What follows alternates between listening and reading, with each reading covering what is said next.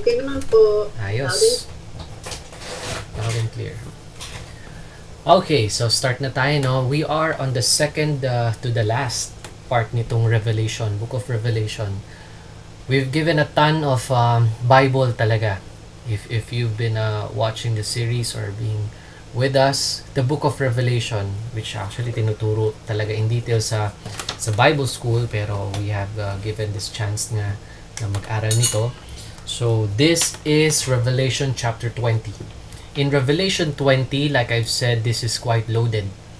Loaded siya in a sense dahil napag-usapan dito ang two major events in the Bible. Okay? Two major events, one of which is the millennial reign. If you've heard about 1,000 years of Jesus Christ reigning on the earth, that is the millennial reign, and the reference can be found sa Revelation chapter 20. And also, you can find yung tinatawag na Great White Throne Judgment. No? Ang judgment sa Bible, hindi lang siya isa. Many think that this judgment is only the Great White Throne Judgment, but in fact, there are two major judgments. The judgment seat, kung saan ang mga Kristiyano po ay makikita or mapapabilang. When I say Kristiyano, is the church age saints. And meanwhile, ito namang Great White Throne, which pag-usapan natin in detail maya-maya, is another judgment, which is a really big judgment. And it is actually a scary judgment. Okay? So before anything else, tayo po ay manalangin at tumiling ng tulong sa ating Panginoon. Let's pray. Dear Heavenly Father, this few minutes, Panginoon, na aming pag-usapan po ang inyong aklat. Help me, Lord, to give out what is important. Help me show what is essential, especially po sa mga makikinig din po sa online. And I pray na sana maging blessing po ito sa lahat, and that they may see that your book is no ordinary book. Your Bible, Panginoon, is so magnificent, so tremendous, and also in a way terrible, which makikita po namin through studying Revelation chapter 20. But Lord, I pray that this will give us more interest in searching and reading your book. I pray this, Lord, in Jesus' name. Amen and amen. So, pupuntahan natin verse by verse, and I hope na magawa natin to in 30 minutes. Let me just open up the Bible. So, if we go to Revelation chapter 20, starting with verse 1. Verse 1 said, "And I saw an angel come down from heaven, having the key of the bottomless pit and a great chain in his hand." So there was this angel that the Bible is trying to mention na nakita po, binuksan ang bottomless pit. Now, you might say, what and where is this bottomless pit? Kung inyo pong pag-aaralan ang hell, meron po tayong separate video for that. Hell is located in the heart of the earth. And that is the same reason bakit mainit po doon. And even in science, kahit ng grade school, tinuro na po yan. There's this inner and outer core, but mainly core is very hot. Now, we want to define clearly bakit bottomless. Ang bottomless pit is found in hell. Okay? This is where hell is. And this is where the bottomless pit also is. Now, why bottomless? Just a little review dito, no? Because bottomless siya, ibig sabihin wala siyang end. But how can you say it has no end? Let's say I'm in the North Pole. I go way down. And if I go down, I go here. May bottom siya. And if I can also be from the South Pole, pupunta ako doon, edi may bottom siya. But actually, if you will try to analyze lang, you are in the globe, and makikita nyo po ang bottom nito is not really the middle. It is something na parang how can I describe this in Tagalog? Siya po ay parang walang katapusang pagbagsak. So, 'di ba pag minsan nakita kayong balon o kaya isang lugar na madilim, hindi mo na makita, tinatawag pa nga nilang abyss. Okay? So, pagtapon mo doon, hindi mo marinig kung tumunog na nga ba o bumagsak na nga ba yung coin or whatever na tinapon mo. It's like bottomless. Now, in hell, it's called bottomless because it's like, if I may say, like a black hole. So, ang black hole po, kapag bumunta ka dyan, kapag an object goes into that, it's stretched far, so wide that masisira ang mga energy and so on and so forth. But it's bottomless because if you go there, you will just go round and round and round and round. Just like dito po sa hell. You go there, and then you just go round and round in the middle, and then it's bottomless. You keep falling, and then it's really scary. It's called the bottomless pit. And sinabi rin po, alam niyo po, I did some research and I found out that there's this theory, although it's not yet clearly proven, kahit si Stephen Hawking ay naniniwala, that the sun has a sort of small black hole in the middle. Okay? And dahil dito sinisip-sip niya lahat ng mga energy or fire within sa gitna nun, at it's like picture it sa core natin. Our inner core is like sun inside the earth. And that's why there's gravity in earth na pinupull tayo pababa or pahatak, ba? Sa globe. So it's not far-fetched na isipin natin na there's this black hole in the middle of the earth, no? As I described and as the Bible describes as the bottomless pit. Okay? I hope that gave some clarity. And just to add more to the verse, you will notice that there's a chain. There's a chain. There's a great chain na hawak po ng angel. If you could just imagine, there's this bukod sa ikaw ay nasa hell, ang tinapon dito or yung devil and the dragon, nakatanikala pa siya. Okay? Nakatali siya with a great chain. Okay? So I didn't give some pictures on that, but I think it's pretty much easy to view. Now, before I go to who reigns with Christ, let me just run through the verse, few more verses dito. And he laid hold on the dragon. So yung dragon po is galing sa bottomless pit. Now, the dragon mentioned here is the trinity of the devil. We've discussed that ang trinity po ay ginaya din po ng Satanas. And the trinity of the devil is the dragon, the beast, and the false prophet. Okay? Now, ito pong dragon, tinawag din po siyang old serpent. So, it could be that the same devil which showed himself in Genesis as a serpent is the same dragon that showed himself at the tribulation period. Okay? And we know that the devil is also Satan. That's big D. And this is Satan, big S. And definitely, this is none other than Satan or Lucifer. So, he was bound. He was bound 1,000 years. Okay. Nung siya po ay hinuli ng angel, tinapon po siya sa bottomless pit and he was bound. Bound meaning hindi ka makakawala. Kasi ang hell, it's also called a prison. Okay, you will find that in verse 7. No? Verse 7, it was mentioned as a prison. And I'll give you some verses there that tells you why is it a prison. Okay, and even if you remember Jesus mentioning to Peter, and he said, upon this rock I will build my church, and the gates, you see there's a gate in hell, gates of hell shall not prevail against it. So there is definitely a bar, o kaya kung nakakita na po kayo ng kulungan, meron pong mga bakal na bar na nandoon at hindi po makakawala ang mga nasa hell. Ganon din ang experience ni Rich Man nung tinatry niyang tawagin si Lazarus. Hindi sila pwedeng magpalitan o hindi siya pwedeng pumunta kay Lazarus at hindi rin pwedeng pumunta ang mga nasa labas papunta sa hell.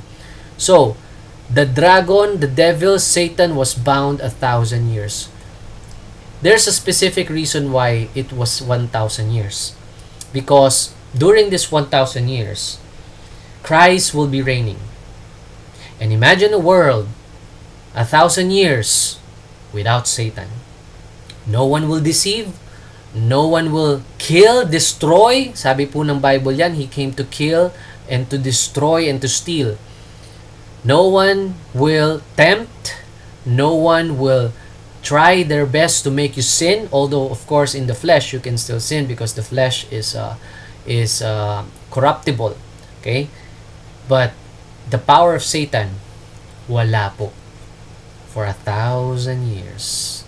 He was cast into the bottomless pit and shut him up. Okay? Ang susi po ay nasa Panginoon. He has the keys of the gates of hell, and He set upon a seal upon Him, that He should deceive the nations no more. Wow, imagine that. But please take note, this is just for 1,000 years. Okay, we will go through later what happens after 1,000 years. Kasi sinabi dito clearly, till the 1,000 years should be fulfilled. Until matapos ang 1,000 taon. And after that, He must be loosed. A little season.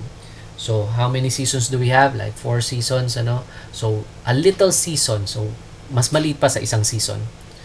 Anong gagawin niya? Later you will see. So, before we get there, I want you to see this in verse 4. I saw thrones. Okay. Dito na tayo sa millennium.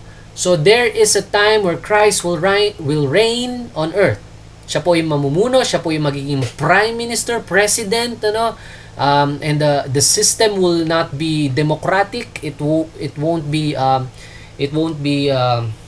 communist. It would be more of a monarchy. There's a king and there's a kingdom. And this was ever since promised. Simula nung dumating pa si Jesus Christ, which na-postpone lang, the King of the Jews. But now it will be totally occur for 1,000 years. I saw thrones. Now, when Jesus was mentioned the King of Kings and the Lord of Lords, be mindful na may mga hari sa ilalim niya. So, parang presidente, merong mga nasa ilalim niya, yung pong mga mayors na siyang namumuno sa mga iba't ibang mga syudad. So, just like Jesus Christ, He got kings under Him. He got lords under Him. But the question is, sino po itong mga ito? I saw the thrones, and they that sat upon them, judgment was given them. So, they have this power to judge, they have the power to rule. Okay, and I saw the souls of them that were beheaded for the witness of Jesus, for the word of God, and which had not worshipped the beast. So may na-mention dito mga nag-reign na hindi nag-worship sa beast. So definitely nanggaling po ito sa tribulation. So one of those groups, there are actually 3 groups that will reign with Jesus Christ. One of them would be the tribulation saints. Lahat ng nag-survive sa tribulation, the time of tribulation. Hindi po nagpatatak ng marka ng beast, ng 666 sa kanilang ulo at sa kanilang kamay. Sila po ay hindi po nag-bow down sa image ni Satan. Okay? This is again in the future. Tribulation is in the future. So, darating ang panahon, itong mga taong ito will reign with Christ because they survive. So, the question is, who will reign with Christ? There was a first mention in Matthew 19:28 na sinabi ni Jesus sa mga apostles niya that they will reign with Him. Matthew 19:28, we can check that out real quick. Matthew 19:28 said, And Jesus said unto them, Verily I say unto you, that ye which have followed me in the regeneration, so darating na millennium, when the Son of Man shall sit in the throne of His glory, ye shall also sit upon 12 thrones. Anong gagawin nila? They will be judging the 12 tribes. Okay, so they are made specifically kings to judge the 12 tribes of Israel. Okay, that's really awesome pa, mga minamahal, so with the Jews, meron na pong magre-reign sa kanila. And there's another group, papahuli ba ang church age saints? These are the people which are saved by the blood of Jesus Christ. The people who were redeemed by Jesus Christ. Who believed on the Lord Jesus Christ for them to be saved. The church age saints. They will inherit the kingdom and get their crowns at the judgment seat of Christ. Okay? Kung makikita po ninyo ang reference sa 1 Corinthians 6:10. Sa 1 Corinthians 6:10, na-mention po dito that there are nor thieves nor covetous drunkards shall inherit the kingdom of God. Now this is another doctrine that tells you this is not heaven, but more of an inheritance. Okay? Kingdom of God is not physical. There are 2 kingdoms, kingdom of heaven and kingdom of God. Those 2 are not the same. Kingdom of God, sinabi po ng Book of Romans, is something spiritual or hindi siya physical. While kingdom of heaven is literal, langit. Okay? Now, there's this mention about inheritance. There are people saying na kapag ikaw ay isang fornicator, idolater, adulterer, effeminate, abusers of the mankind, thief, covetous, drunkard, revilers, hindi ka na daw mapupunta ng langit. That's not true. You're still in the flesh. And that flesh can make you do these things. But if they're saved, let's say they're saved now, they believed on the Lord Jesus, which is the only requirement for a person to be saved. They got the Lord Jesus and received him as their personal savior. Pag sila'y ligtas na, but they continued in these things, keep fornicating, keep being adultering, keep being an adulterer, keep being an effeminate, a thief, a covetous, reviler, drunkard, etc. Ang mangyari, they shall not inherit the kingdom of God. What does that mean? Hindi po yung hindi ka mapupunta ng langit. It's more of you cannot inherit the kingdom of God, which, fast forward, hindi po sila makakapag-reign with Christ. Yes, you have incorruptible body. Yes, you are saved. You're not going to hell. But you don't have any job. You don't have any reigning, or you're not even a king or a lord during the millennial reign of Jesus Christ. So 1,000 years, anong ginagawa mo? They have this joke, no? Baka street sweeper ka lang, isang normal na pangkaraniwan ba na citizen. So hindi natin masyadong maramdaman yung impact nito ngayon. Parang sasabihin na ba, okay na ako sa ganun, save naman ako eh, I'm fine with that. But no, you will feel ashamed. If you are a Christian and you continue with those sins, you will not have any inheritance. You won't enjoy your reigning with Jesus Christ. When you had a chance right now to do it, why not do it, di ba? And that's the same motivation ng ako personally, my motivation to keep doing things for the Lord, keep serving Him, keep leading people to Christ. It's because I want to reign with Him. Apart from Him deserving whatever He deserves, Jesus being the King, I want to reign with Him. I want to feel that reigning. I don't know. It depends on what you did on earth. You might reign just Makati, just Pasig. Some people might reign the Philippines. Some people might reign the whole Asia, the whole US. No, it depends, and it can go further to the discussion that they can reign the whole Jupiter, the whole Saturn, and certain part of the solar system. I don't know, but to that extent, the point is, will you be reigning with Christ in the 1,000 years that He's reigning? Something to think about, and something to encourage the Christians. 2 Timothy 2:12, sabi po dyan, 2 Timothy, dito po sinabi that if we suffer, part of being a Christian is suffering. If you suffer, we shall also reign with Him. When I say suffer, hindi suffer for your wrongdoing, but suffer for the name of Christ. So if you suffer with Him, we shall also reign with Him. So don't worry, magkakaroon ng compensation po ang suffering nyo, especially if you're doing that for the sake of the Lord Jesus Christ. If we deny Him, He will also deny us. If we believe not, this is a good verse for eternal security. Sinabi dito, if we deny Him, He will also deny us. This is more of the reigning, yung sa future nga sa millennium. If you will suffer with Him, you will reign. But if not, you deny Him, then He will deny you in His reigning. But then again, in verse 13, if we believe not, yet kung hindi ka naniwala, save ka, excuse me, at hindi ka na naniwala sa Kanya, let's say there's this instance where isang Kristiyano, they got saved in their young age, pero eventually na-educate po siya ng mga atheist, na-educate siya ng mga kung sino-sino, mga evil na mga tao, yet he abided faithful. Wow, look at that. He cannot deny himself. When he say he cannot deny himself, if you're part of the body of Christ, he cannot deny his own body. He cannot just remove you from his body. That's eternal security, and that's one of the biblical doctrines na pangahawakan po ng isang tunay na Kristiyano. If they really study the Bible, you know that you're saved, and you're saved for good. Praise the Lord for that. There are other references po to tell you that church age saints po will reign with Jesus Christ, and I will just do it like that for time's sake. Tribulation saints ang pangatlong grupo, at nabasa nga po natin that dito sa same chapter na to, they will reign with Christ 1,000 years. Yung mga nabihead, yung mga hindi nagpamarka ng 666 or mark of the beast, sa future, they will reign with Jesus Christ for 1,000 years. Alright, so let's proceed. Going back to Revelation, excuse me.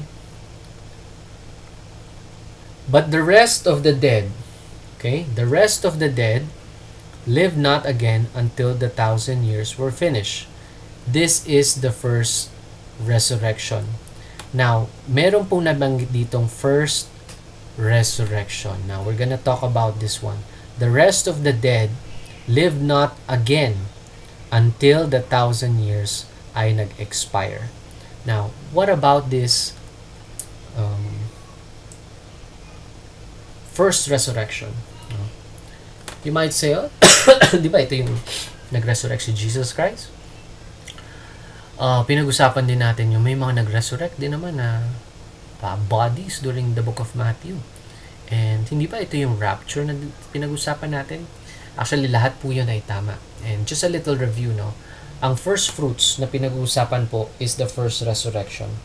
The first resurrection is it's mentioned on such the second death hath no power, and they shall be priests of God and of Christ, and shall reign with Him 1,000 years. Katulad ng mga nabanggit ko earlier, yung mga magre-reign with Jesus Christ, sila po yun. So, ang pinakauna syempre, ang first fruit talaga na sinabi ng Bible is Jesus Christ, because siya yung unang nag-resurrect and never died again.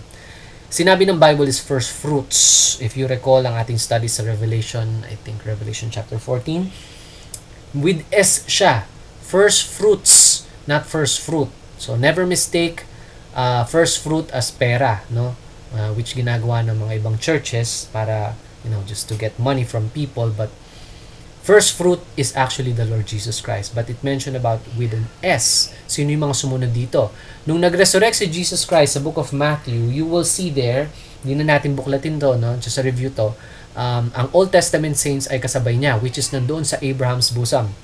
Abraham's bosom, which is also called Sheol. Okay, is Sheol. And it is a part of the compartment of hell. It has no fire. It can also be referred to as paradise, na kung saan sinabi ni Jesus Christ doon sa thief sa tabi niya, "Today thou shalt be with me in paradise." But if you will study the Bible, Jesus didn't went up. He's referring to the paradise down. So yung today niya, down, they went to paradise in which Jesus preached in the spirits of prison. There's another, of course, the body of Christ. Sila po yung first fruit. Ito na yung pinaka harvest na tinutukoy natin. So, body of Christ during the rapture, but there's a gleaning, yung mga bandang huli na rapture, at yun po ang tribulation saints. Okay? So, these are the first fruits or the first resurrection. Okay, going back. But the rest of the dead live not until the verse 6 na tayo. Blessed and holy is he that had part of the first resurrection. This is the good thing about being part of the first resurrection. Kasi, the second death had no power against you. And we will know what this second death is if you're not familiar. But just a quick shortcut, this is actually the time that you will be thrown into the lake of fire. I mean, we're not even talking about going to hell. This is where you will spend eternity in hell. I mean, in the lake of fire. But if you want to avoid that, be part of the first resurrection. First resurrection, on such the second death had no power, but they shall be priests of God and of Christ, and shall reign with him 1,000 years, as we discussed. Now, when the 1,000 years has expired, tapos na yung 1,000 years, Satan shall be loosed out of his prison. Oh, look at that. Now let's talk about this prison muna. As mentioned, prison has doors, has bars, I mean. And it was mentioned in the Matthew 16 that there's a gates in hell, and there Jesus Christ preached in the spirits of prison. Prison is a place na nakakulong ka at hindi ka na makakatakas. And there was a time that Satan was bound 1,000 years dito. But after 1,000 years, he will be loosed a little season. A little season. No? Sabi ng Bible, you shall go and shall go out and deceive the nations which are in the four quarters of the earth, Gog and Magog, the last battle. This is even after the Battle of Armageddon, the Third World War. And this time, it will be the Fourth World War. Gog and Magog, to gather them together to battle four corners ng earth, north, east, south, west. The number of whom is the sand of the sea. So, sobrang dami pa rin. That tells you na ang dami pa rin palang na-deceive kahit wala na ang devil. And that tells you also the power of your flesh. Ang flesh mo na kaya pa rin tumalikod sa Panginoon. Here's what Dr. Rockman said. Given the 1,000 years without satanic pressure, even being present, even being with the second person of the Trinity ruling as a military dictator, and even with hell being right there on the earth. By the way, hindi ko pa na-mention yun, pero ang hell nakikita nila during millennium.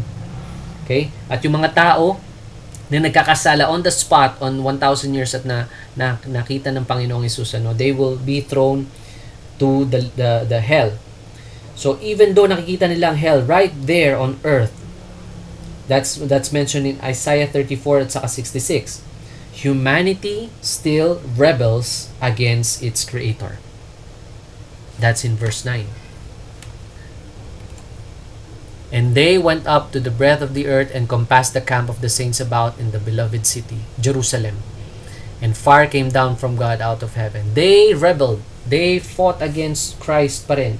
Nag-aklas pa rin sila. Okay?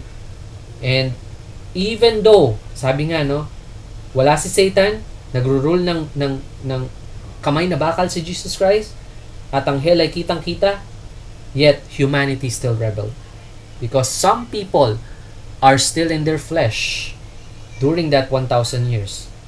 The only reason that they're living more than 100 years like a normal person would do is because of the tree of life na available na po at that time. Sabi pa ni Dr. Rockman, the millennium is as all dispensation ends in apostasy. Even being able to see Jesus Christ in all His glory and power, there will still be people who won't trust Him. That's a sad fact, mga minamahal. But of course, hindi po kasama dito ang mga may glorified body, yung mga kings and priests ni God na nag-reign with Him in 1,000 years. It's just the people having that corruptible body. And thank God, nung niredeem po tayo ng Panginoong Hesus, He didn't just caught up the Christians in the air. He also changed. That's one very important thing na nangyari. He changed this corruptible, this sinful body into an incorruptible, okay, a powerful body na katulad po ng body na intention po na nung ginawa po niya si Adam and Eve initially. So this is really sad, they are still deceived by Satan. And ito na siguro yung pinakahuling pagsasala. Sinala talaga, and they still continued like the number of the sand of the sea. Sa 1,000 years na yun, sigurado ang dami pong nagmultiply yung mga tao dahil meron pa rin reproduction. And because of that, like the number of the sand of the sea, nagrebelde pa rin sa Panginoong Hesus. And in verse 10, you will see, the devil that deceived them was cast into the lake of fire. Still, they won't win against Jesus Christ. And the devil will not win. Even though this is his last blow, the devil that deceived them was cast into the lake of fire and brimstone. Kasama ang beast, kasama ang false prophet, the Trinity ng devil. And shall be tormented day and night. All this Trinity, they will be cast in the lake of fire. Okay? In the lake of fire. This is not even hell. This is not even the bottomless pit. It's different. It's different. And I will show you later on at the end of the chapter. They are different. And actually, in-skip lang nito yung Great White Throne Judgment pa na pag-uusapan natin. This is the end of Satan. This is the last of Satan. He will be thrown into the lake of fire. And this is, napaka-positive pa rin ni Satan, na para sa kanya hindi pa rin mangyayari ito. He knows that, he thinks that he can still escape this prophecy na nakaano sa kanya. But even though he knows that this will happen, he knows the Bible, he's trying his best to take people with him. Kasi hindi lang siya ang itatapon sa lake of fire. Pati mga kaluluwa ng tao. Pati mga angels, fallen angels na sumunod po sa kanya. And for sure, that number of the sand of the sea na sinabi sa Battle of Gog and Magog will be with him. But before that happens, everyone will have this chance. The chance to where they will be judged finally in the great white throne judgment. It was mentioned in Revelation 20 verse 11, "And I saw a great white throne, and him that sat on it, and whose face the earth and the heaven fled away, and there was found no place for them." Now let's look at this in detail. Unang-una, kaya siya tinawag na Great White Throne Judgment because the Bible said so. It is a biblical name, Great White Throne. And this Great White Throne, ano nangyari dito? There's judgment na nangyayari po dito. And in him that sat on it, on whose face the earth and the heaven fled away, there was found no place for them. Now, saan mangyari itong Great White Throne Judgment na to? Kita nyo naman po. Found no place for them. Hindi sa earth. Wala pong place para sa kanila. Ang universe kasi it contains matter, space, and time, di ba? So, matter is earth. Wala po doon. So, where could they be found? They are found in the second heaven or the galaxy. They're just floating, no? They're just floating in the stars, in the Milky Way. Doon gagawin ang judgment sa million, billion taong nabuhay. They will be judged. Verse 12, "And I saw the dead." Notice these people that will be judged are dead. They're small and great, stand before God. Now there are actually 5 classes of people that will be judged in the Great White Throne. 5 classes. The first class that will be judged is obviously the unsaved. Okay? The unsaved people will be judged in the Great White Throne Judgment. Ano yung pangalawa?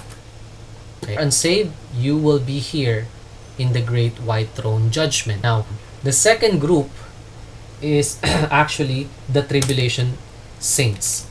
Yes, I'm talking about saved tribulation saints.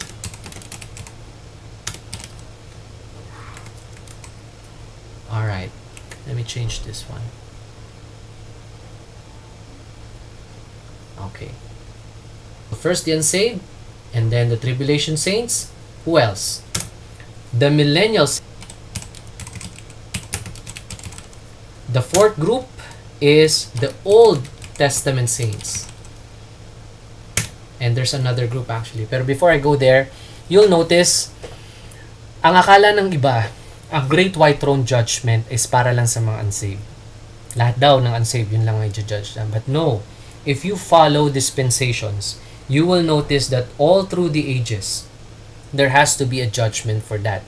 Remember na ang mga church age Christians o ang body of Christ is ginudged sa judgment seat of Christ. And you won't see them here. There are actually just 5. Yung 5 yon, hindi kasama ang body of Christ, ang bride of Christ, ang church. No, they're not. Nasaan sila noong mga panahon to? Sila po ay kasama ng Panginoong Hesus na nagja-judge. I don't know if you've run through this verse, but did you know that ye shall judge also? Tinawag tayo na magja-judge din. In 1 Corinthians chapter 6 po, "Dare any of you having a matter against another go to the law before the unjust and not before the saints." So meron ditong pinangaralan ni Paul ang mga Kristiyano sa Corinthian. Bakit kayo pumupunta sa unbelievers para isolve ang problema nyo within the church? Ba't hindi na lang kayo within the saints o kayo mag-judge? Hindi sila magaling mag-judge. Hindi sila marunong mag-judge. Bakit? Kasi mga Corinthian Christians to mga baby Christians. They can't even judge using the book. They can't even judge even the smallest matter. Basahin natin. "Do you not know that the saints shall judge the world?" Oops, wait lang. "Do ye not know the saints will judge the world?" When will that happen? That's gonna happen in the judgment seat of Christ. And alam niyo po, hindi ikaw ang Panginoong Hesus na tatayo na parang lawyer o kaya parang ikaw yung maggagawa ng judgment. No, you will be, if you're familiar with the jury, okay? Merong mga palabas na ganun na, no? Ang jury po is a group of people na pinipili sa husgado na ordinary people, could be a farmer, could be a businessman, pero iba-iba sila with different kinds of experiences. What does the jury does? Ang ginagawa ng jury is tinutulungan niya ang judgment ng judge at saka para maging balanse yung pagju-judge doon sa acquitted. Okay? And during this time, you will be one of those that will judge. Kaya nga, ang paalala ni Paul, kung mga maliliit na bagay, basahin natin, do ye not know that the saints shall judge the world? And if the world shall be judged by you, are ye not unworthy to judge the smallest matters? Ang sinasabi ng maraming tao, lalo na sa mga Kristiyano, hindi mo dapat daw, you cannot judge. That's one of the great jokes na maririnig nyo po, lalo kung hindi nagbabasa ang tao ng Bible. You are told to judge. Christians are told to judge. And you have to judge rightfully. Not judge na bad, but the Bible said you judge righteously. Anong judgment mo? Anong basis mo? Of course, not just your experience, but mainly ang basis mo is what God said. You can judge if you judge through the authority of the Bible, through the knowledge of the Lord Jesus Christ. You can judge through that. Kaya nga importante, you should practice judging. No, when I say practice judging, practicing judging rightfully. And that's the same reason you need to know the Bible. Because if you don't know the Bible, how can you judge right and wrong? How can you define right and wrong? You don't know. You don't have a way. Atheists cannot say to you, this is the moral right, this is the moral wrong. No. Para sa kanila, sasabihin nila, sa isang grupo ng tao, sa isang grupo ng history, itong tama para sa kanila. Wala kang standard. And because you know the Bible, you have a standard where you can go and turn to. So, you are basically going to judge. And ang sinabi pa dito, you shall judge not just the world, but also the angels. Ye shall judge the angels. Kaya ang isang grupo pa dito na kasama is ang angels. When I say angels, they're not the real angels, but not the good angels, but the fallen angels. The fallen angels. Sila po ang mga i-judge dito. Again, ang Great White Throne Judgment ay hindi lang unsaved. Hindi lang po unsaved. There are also saved people there. Tribulation saints, millennial saints, and Old Testament saints. Okay? Now, going back dito, we've spent a lot of time there na. Let's go back to see another significant area here. And I saw the dead, small and great, stand before God. So they're standing before God, but in outer space, and dun sila ginajudge, and the books were open. Notice, there's books open dito. Nakakatawa dyan, sinasabi ng Mormons, Book of Mormon daw yan. That's really funny because it was not even mentioned here and nothing mentioned there about the Book of Mormon, in which corrupt din naman yung book na yon, no? You cannot make that as a inspired book. But this books with an S is used for what? It's used to judge out of those things which are written in the books. And I just mentioned earlier, how can you judge righteously? How can you know what's right and wrong? You need books that are inspired. You need books where God defined what's right and wrong. God has defined and is the authority, and that's none other than the Bible. And when we say the Bible, it's the 66 books of the Bible. And I believe that the King James is the perfect word of God. Now, itong books na to is none other than the 66 books of the Bible, of the King James Bible. There's another book na used for judging. Not just the books of the Bible, but another book was open. Ang tawag doon is the Book of Life. Dito nakapaloob ang mga pangalan. Pangalan ng mga tao kung nakasulat nga ba doon o hindi. Again, this judgment is for the saved and unsaved. And that's the same reason they look at this book para malaman kung nandun nga ba ang pangalan mo o hindi. What's the reason or purpose for looking at the book kung lagi namang wala doon ang pangalan mo. Diba? So the dead were judged according out of the things which were written in the books, according to their works. Kaya dito mapapansin nyo, hindi siya about grace. Ang judgment seat of Christ, it tells you that the works were burned. It's not judging by the works. The works were burned and they are saved yet so as by fire. So I have another video for that, the judgment seat of Christ. Kung gusto nyo makita in detail, yun po yun. But the great white throne judgment, ang judgment dito is works. And it just makes sense, mga minamahal, that tribulation saints, how did they get saved? By works. Millennial saints, how did they get saved? It's also works. Old Testament saints, ganun din po, by the law. Okay? At that's really right dispensation, ano? It might be too much to swallow para sa iba, but if you really study the Bible, you will see that there is meron pong harmony. May harmony sa dispensations at saka sa right division of the Bible. Okay, moving forward. And the sea gave up the dead which are in it. Now, this is another significant thing. And the sea gave up. The sea mentioned here could be two. Dalawa po. Ang unang sea is yung mga yung tinutukoy is yung mga fallen angels na nandun sa sea, na namatay sa nanatili sa dagat. Kaya alam niyo po, sabi nga nila, 'di ba, mas marami pa tayong discovery sa galaxy versus sa dagat. You don't know what's inside or under the sea. And the world is comprised more water. And ang mga fallen angels, okay? Yung mga sons of God na fallen angels, they could be roaming around in the sea, not just in the galaxy. Kaya scary talaga, no? Kung lalalim at deep ka talaga doon sa the deeps. But there's another sea that we're talking about, which is the great deep. Kung nasaan si Leviathan, that's the sea. Okay? Those two great possibility, itong sea na tinutukoy dito.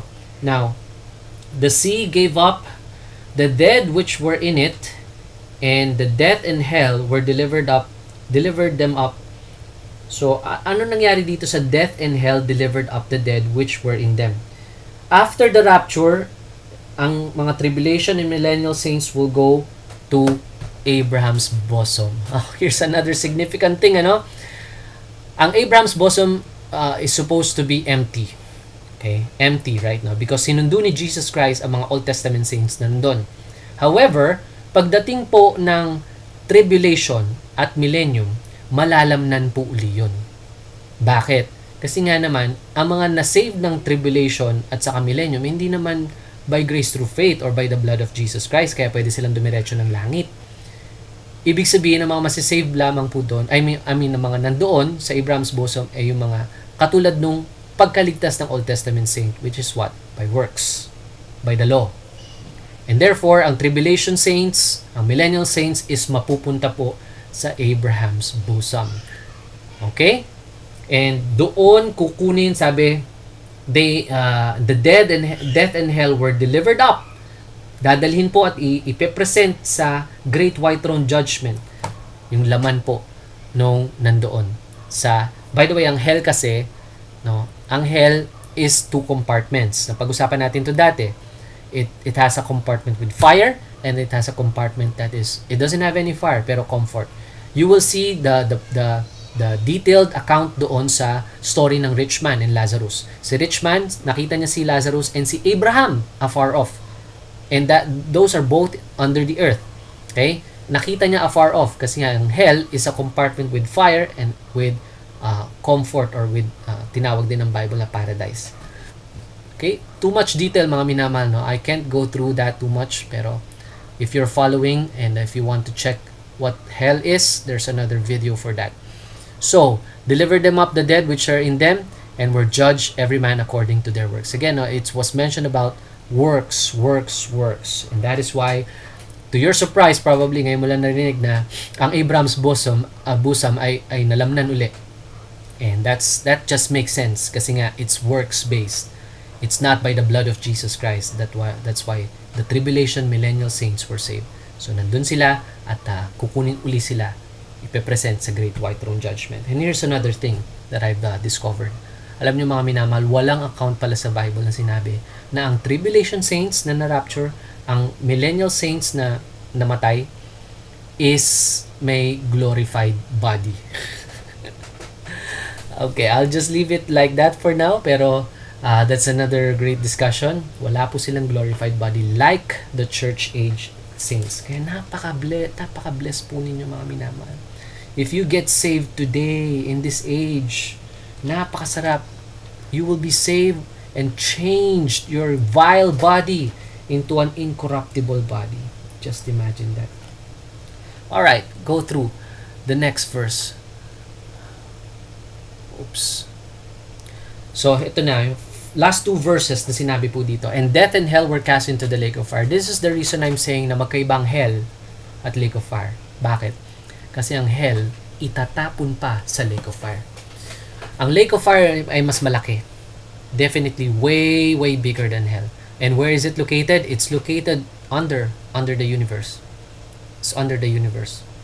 And itatapon po ang maliit na part ng hell. Pero bago mangyari yon is, i-judge muna sila. Kaya to answer the question before ng one of the brethren asking, it is appointed unto man once to die, and after this the judgment. Let me give this illustration sa inyo. Kapag namatay ang isang unsaved, diretso siyang hell. But then, mag-aantay siya until the great white throne judgment, dahil i-judge pa siya. So, sakto, ganun pa rin, upon he died, there is judgment. And that's, go straight sa great white throne. Hindi pa ba na-judge siya nung pumunta na siya ng hell? No, hindi pa yon. Alam niyo ba nangyayari kapag ikaw ay nagkaroon ng kasalanan? Ito na lang, batas natin. This is a perfect example. Kapag ang tao ay nagnakaw pumatay, saan siya napupunta? Diretso ba agad bilibid? Diretso ba agad Muntinlupa? No. Pupunta muna siya sa selda. Small cell. Maliit na selda lang at dun siya pansamantala until makakuha siya ng lawyer, until makakuha siya ng mga ebidensya and so on and so forth. And then after nun, diretso sa selda? No. Judgment muna, di ba? Ililitisin siya. Minsan umaabot pa ng Supreme Court o ilang mga tawag dito case o kaya Court of Appeals, etc. But the point is, maliit munang lugar, which is hell, and then i-judge ka. Kung guilty or not, if guilty ka, then dun ka na. Dun na yung husga, reclusion perpetua, o kaya may death penalty pa noon, so death penalty, so on and so forth. Yun na yung iyong final judgment. So, ito ang final judgment, mga minamahal. Just like what happened to the devil. This is his final judgment. He will be thrown into the lake of fire. Okay? And the sad thing is, sabi ng verse 15, whosoever was not found written in the book of life was cast into the lake of fire. One of the sad verses in the Bible na sinabi na, itatapon ang sinumang nandun sa ang hindi nakita ang pangalan sa lake of fire. And mind you, no, I want to end here. Being a Christian, no, you are one of the juries that time. And you know what? You will see your loved ones na hindi saved. Nandoon, hindi nakita ang pangalan, nagsisisigaw, and who knows? Kung ikaw ay malapit sa kanya, kung ikaw ay close sa kanya, but you never told him or her how to get saved, they might cry out your name. Why? Bakit di mo sinabi? Why? Habang kinakaladkad siya ng angel, tatapon sa lake of fire. Bakit? Hindi mo sinabi sa akin ang paraan para maligtas? What a scary event. And I don't know, I believe you will still cry at that time. Kasi ang sinabi ng Bible that God shall wipe away their tears is the next chapter. The next chapter pa na ating pong pag-uusapan. So I'll just leave it like that. And like I said, no, this is loaded, mga minamahal. I hope you enjoyed that session and Q&A tayo.